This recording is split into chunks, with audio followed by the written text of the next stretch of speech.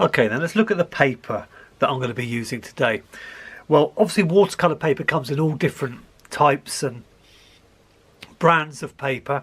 Different weights of paper kind of means the thickness, and a different surface described as the tooth, but often the word will be knots. This particular paper is a brand called Arch, and it's a £140 paper with a knot surface. That means it's got a kind of a tooth to it, not too pronounced, but enough to get some texture in your paintings when you're painting. Hot press papers are very smooth, and you can get them in a much lighter weight of sort of £90. And when you're actually using a smooth hot pressed lightweight paper, you always need to stretch it first. We're not covering that in this video, but because we're using the Arch £140 paper, which is fine without stretching. But if in the future, if you do use the lighter weight paper, you'll find it impossible to paint on if you don't stretch it first. So we're using the £140 Arch watercolour paper. There are other brands, like many other brands, and there's many sort of starter brands. You don't have to pay out for expensive watercolour papers. You know, you can get really quite good quality budget papers now. What we're going to look at first is how I'm going to fix it to the board. So today I'm going to use a tape method. So we're going to be using this brown gummed paper, and I like to go in about at least quarter to half an inch onto the surface of the paper. This makes sure it gets a really good grip to the paper and doesn't peel off when we're painting. So it's quite simple.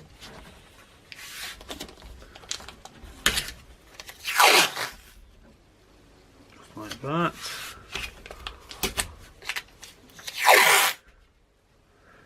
And finally like that. I like to then sort of tidy up the edges because, I don't know, I just find it helps me paint better if it looks a bit neater.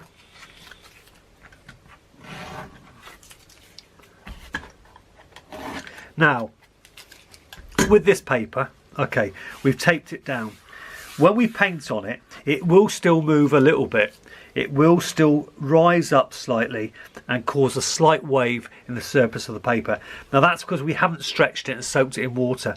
But because we're using the £140 paper, we don't really have to worry, because it's not going to cause multiple ripples, which then cause what I call valleys in the paper. And what happens then, if you're painting your sky, all the water runs down into the bottom of the valley created by the wetness. And then it causes all nasty effects called blooms and back runs and all sorts of things to your painting. So when it dries, it will dry nice and flat and ready for the next wash. So that's how I fix the paper to the board. Let's move on to paints now. Okay, the palette I use is called the Liz Deakin palette. Now I really highly recommend this palette. It's plastic, so really hard wearing, and it's a really solid plastic. It's not a flimsy plastic, it's really tough, hard wearing. And I've had this one here, gosh, about 4 or 5 years now. And in fact I bought another one for another set of paints for different colour combinations, and it's been just as hard wearing. A fantastic palette. So if you're looking for a new palette, the Liz Deakin, you can buy it on Amazon. Again, all this information will be given to you in the PDF downloads that you can download to accompany the course. So all this information will be available to you there. Let's open the box, and you can see it's got 3 decent sized mixing wells there and 4 at the bottom. And the good thing about this, they're really deep. The mixing wells have got a really good depth to them, so you can get plenty of wash in there to excuse me, to mix colour. Okay, right, just a word on colour. Now I've used a selection of colours to paint this watercolour, but as long as you've got the 3 primaries, you've got a blue, a yellow and a red, you can paint this watercolour successfully. All you've got to do is mix your yellow and your blue to make a green for the sea, and so on. It's pretty straightforward. So don't worry if you don't have the whole selection of colours. Don't let that stop you from painting, because that is why most people don't progress, because they'll always find an excuse not to paint.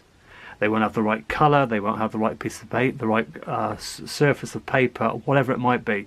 So don't let not having the right selection of colours put you off from actually painting this watercolour, because it's, you know, you can interpret the scene with a slightly different set of colours. And like I said, you could have just the most basic set of colours, which would be the 3 primaries, and you can still paint it successfully. Okay, but just for reference, the colours I'll be using are cobalt blue, cerulean blue, ultramarine, burnt sienna, cadmium yellow, Naples yellow, quinachrome purple, also known as quin purple, light red, cadmium red, and viridian green.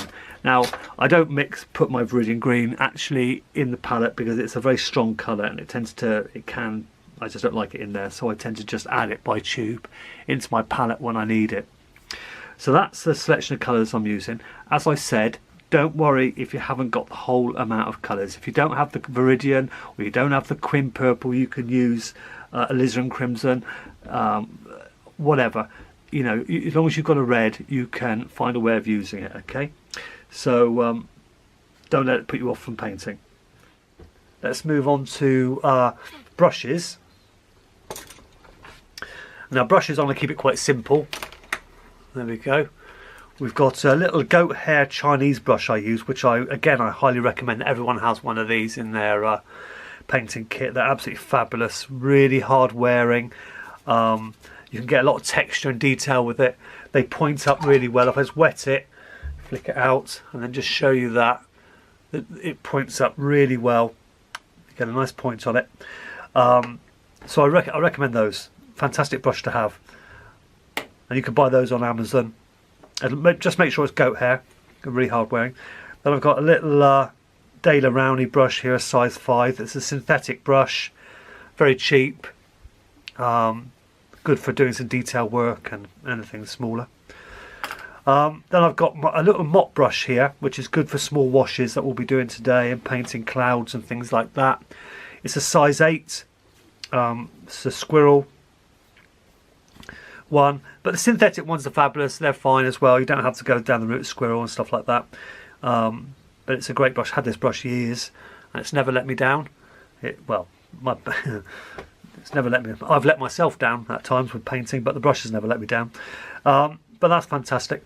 And then the rigger, which we'll be using to draw out some grasses later and things like that. And that's just a size 1 rigger, and I use that size for most things. Just outlining things and strengthening certain objects with the rigger in a darker colour, but you'll see that in use today. Okay, so that's the 4 brushes.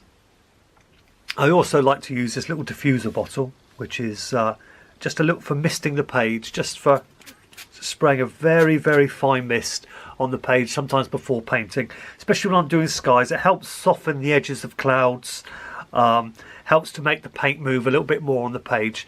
You don't really want to soak the paper, it's just a fine mist over the surface.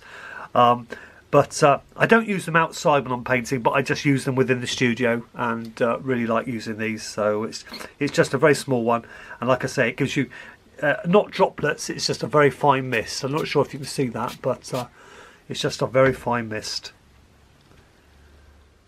Okay, there's just a quick look at my painting setup. I have everything sort of laid out quite neatly. I use a cloth there for kind of wiping my brushes and stuff like that, getting the excess moisture off.